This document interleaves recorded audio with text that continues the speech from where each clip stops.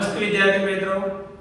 तो last video के अंदर हमने तीन समास और समास का अर्थ और प्रकार समझा था। हमने द्विगु समास समझा, द्वंद्व समास समझा और एक समास समझा था तत्पुरुष समास। अब इस वीडियो के अंदर हम और नया समास समझ कोशिश करेंगे समझने की। समास का नाम है कर्मधारय समास और कर्मधारय समास भी बहुत आसान समास है, तो किसी को इससे डरने की जरूरत नहीं है, आराम से आ जाएगा। जैसे तुम अलग अलग यूट्यूब पे वीडियो देखोगे तो बहुत कॉम्प्लेक्स तरीके से समझा के आपको फंसाने की कोशिश करते हैं कि भाई ऐसा आएगा, कठिन आएगा, लेकिन ऐसा कुछ भी नहीं है, आराम से आ जाएगा, एकदम इजी है। तो चलो हम समझते हैं।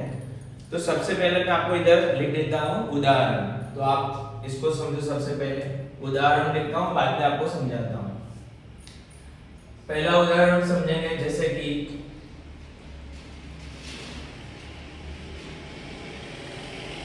नील कमल।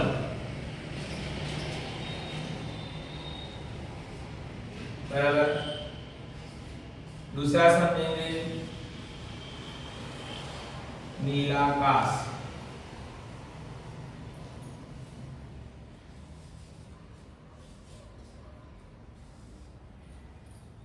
तीसरा लिखेंगे हम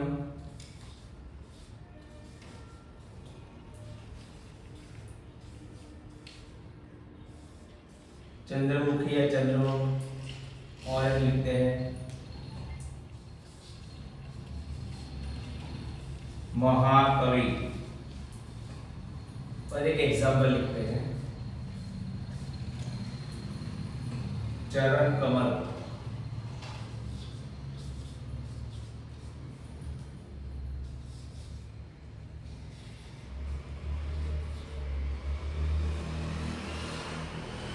इसको वैसे भी लिख सकते हैं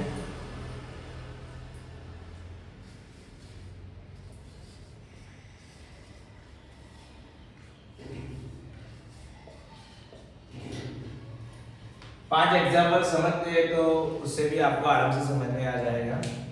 अच्छा, अब समझने की कोशिश करते हैं कि ये आसान कैसे है।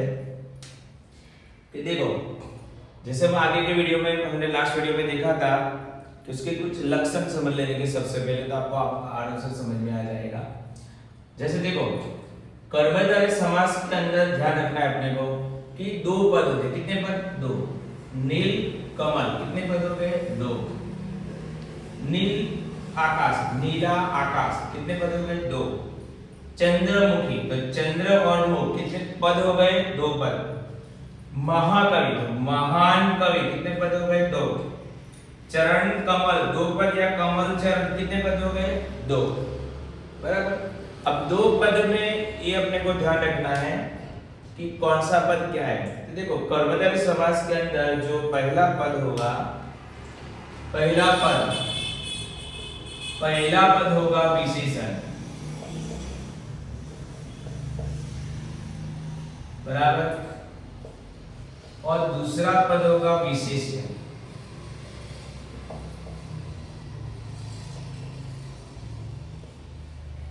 अब हमको ये समझ में आना चाहिए कि विशेषण मतलब क्या और विशेष्य मतलब क्या है। अच्छा, ये समझ में आ जाएगा आपको तो आराम से समझ में आ जाएगा। अब देखो कि विशेषण मतलब क्या, विशेष्य क्या, विशेष्य का मतलब क्या, समझो। एक एग्जांपल समझते हैं कि भाई सुंदर लड़की। बराबर। तो लड़की कैसी है, तो बोलेंगे सुंदर। तो सुंदर क्या हो गई? लड़की की विशेषता हो गई। अच्छा, सुंदर लड़की, तो लड़की जो है शब्द वो विशेष्य है, और सुंदर जो शब्द है वो क्या हो गया? विशेष्य। मैं आपको लिख के बताता हूँ, सुनो। जैसे देखो,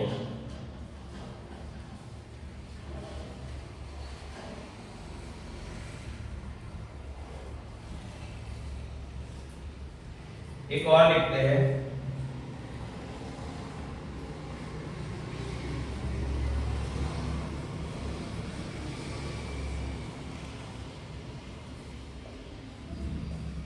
विद्यार्थी।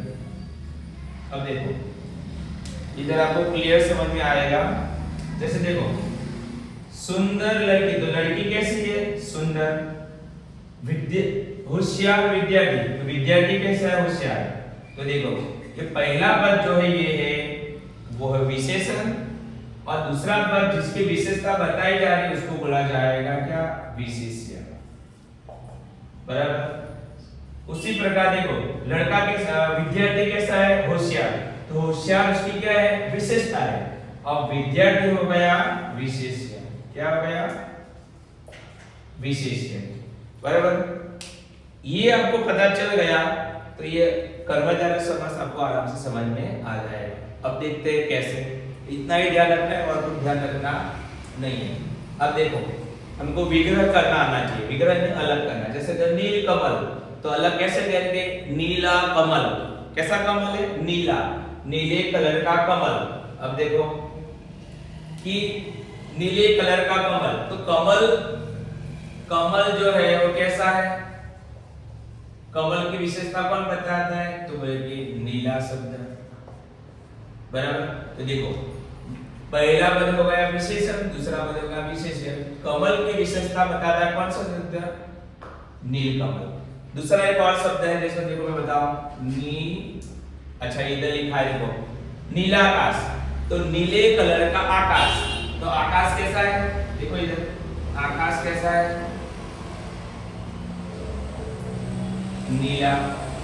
तो आकाश की विशेषता क्या होगी? आकाश कैसा है? नीला। कमल कैसा है? नीला।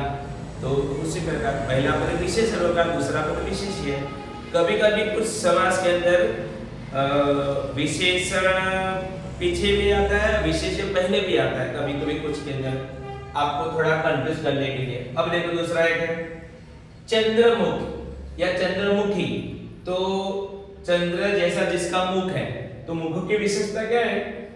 कि उसका मुख कैसा है? चंद्र जैसा। बराबर। तो मुख की विशेषता हो गई कि चंद्र जैसा मुख, तो यहाँ पर भी कर्मधारय समास होगा। अब एक और है महाकवि, तो अलग करेंगे। महाकवि को क्या बोलेंगे? महान कवि। क्या बोलेंगे? महान कवि। मतलब कवि कैसा है? कवि कैसा है? महान। देखो तो कवि की विशेषता होगा कि कवि कैसा है? महान कवि है। बराबर। तो यहाँ पर भी पहला पद क्या हो गया? विशेषण, दूसरा पद विशेष्य। कि कवि की विशेषता मतलब कौन है? महान शब्द। ओके। एक और है चरण कमल। अच्छा इसको मैंने बदला है, तो देखो कमल चरण लिखेंगे, उसका भी उल्टा करके बोलते हैं किसी और में, इसी में आता है। देखो ये बता देता हूं, कमल चरण। अब देखो चरण की विशेषता कौन बताता है? कमल शब्द। जैसे राम भगवान के चरण कमल में मैं अपने आप को समर्पित करता हूं।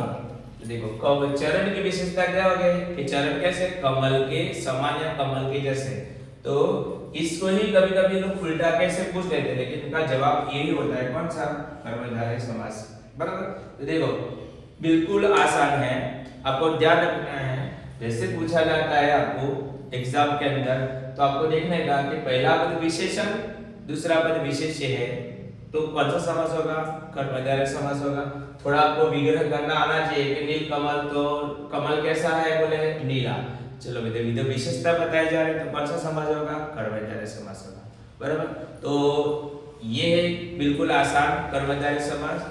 अगर आपको समझ में नहीं आए तो वापस मेरे को कमेंट करके पूछ सकते हैं। अब हम नेक्स्ट वीडियो में मिलेंगे नेक्स्ट समास के लिए। नमस्ते।